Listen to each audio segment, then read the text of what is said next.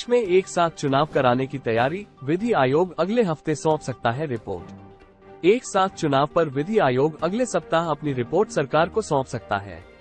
आयोग एक राष्ट्र एक चुनाव पर संविधान में एक नया अध्याय जोड़ने और लोकसभा, राज्य विधानसभाओं और स्थानीय निकायों का एक साथ चुनाव 2029 के मध्य तक पूरे देश में कराने की सिफारिश कर सकता है। राष्ट्रपति द्रौपदी मुर्मू 7 मार्च 2024 को केंद्रीय संस्कृत विश्वविद्यालय द्वारा आयोजित ऐतिहासिक दीक्षांत समारोह का करेगी उद्घाटन। केंद्रीय संस्कृत विश्वविद्यालय 7 मार्च 2024 को इतिहास रचने के लिए तैयार है, क्योंकि यह अपने उद्घाटन दीक्षांत समारोह की मेजबानी करेगा। यह महत्वपूर्ण कार्यक्रम अपने स्नातक छात्रों की शैक्षणिक उपलब्धियों का जश्न मनाएगा और विश्वविद्यालय की यात्रा में एक महत्वपूर्ण मील का पत्थर साबित होगा।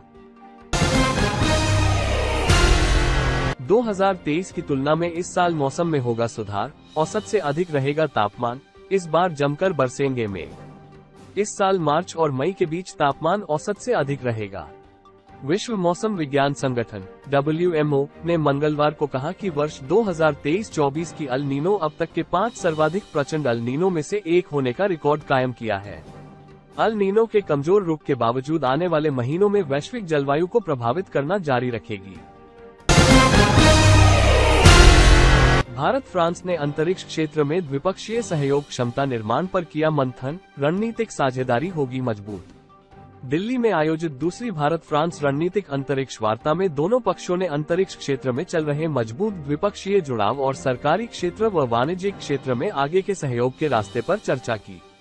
इस दौरान पहली रणनीतिक अंतरिक्ष वार्ता के बाद हुई प्रगति की भी समीक्षा की गई। जिम कॉर्बेट नेशनल पार्क पर SC का फैसला, मुख्य क्षेत्रों में बाघ सफारी पर लगाया बैन।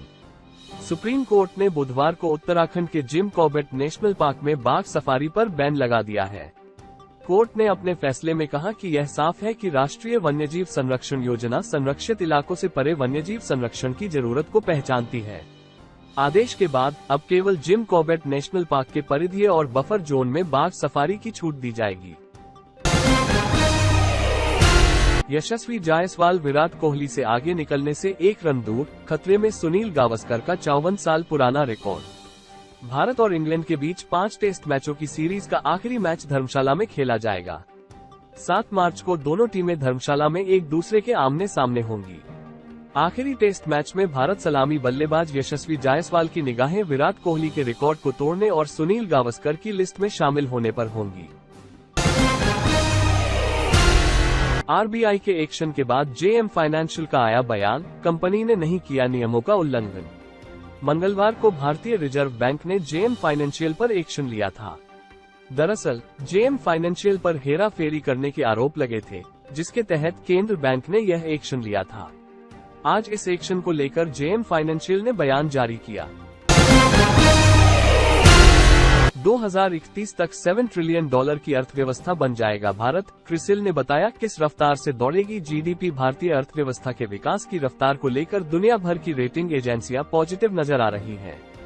4 मार्च को अंतर्राष्ट्रीय रेटिंग एजेंसी मूडीज ने भारतीय इकोनॉमी के शानदार प्रदर्शन को देखते हुए कहा था कि वर्ष 2024 में भारत की आर्थिक विकास दर 6.8% रहने का अनुमान है।